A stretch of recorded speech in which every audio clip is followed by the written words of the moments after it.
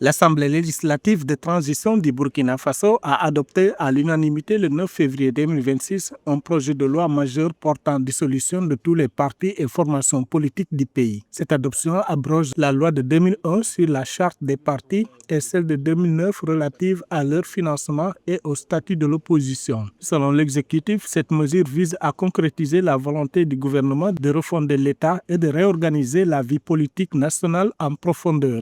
L'exécutif justifie cette décision en arguant que les textes précédents ont entraîné une prolifération de partis peu représentatifs et sans ancrage idéologique clair, érodant la confiance citoyenne.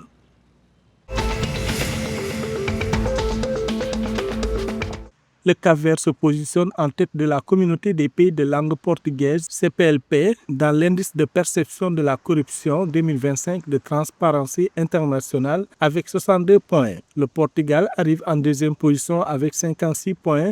Ces deux nations étant les seules de la CPLP à se maintenir au-dessus du seuil de 50 points. À l'inverse, la Guinée équatoriale occupe la dernière place du classement au sein de la communauté lusophone. Concernant l'évolution à long terme, l'Angola a connu une progression notable de 17 points depuis 2015, tandis que le Mozambique a régressé de 10 points au cours de la dernière décennie.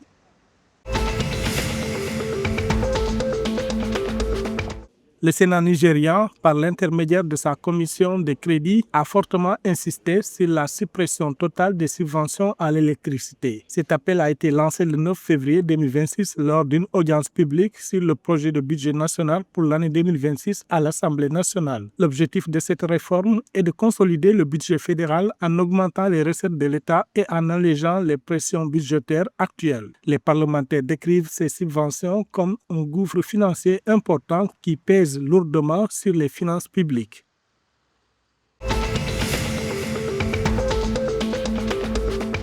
Le gouvernement sénégalais a exprimé sa profonde tristesse suite au décès de l'étudiant Abdoulaye Ba à l'université Cheikh Anta Diop de Dakar, survenu lors d'échauffourées liées à des revendications estudiantines le 9 février 2026. Dans un communiqué, l'exécutif s'est engagé à ce que toute la lumière soit faite sur les circonstances du drame, promettant d'établir les responsabilités conformément aux lois en vigueur. Le gouvernement a également lancé un appel à l'apaisement, à la retenue et au sens des responsabilités à l'ensemble des acteurs impliqués.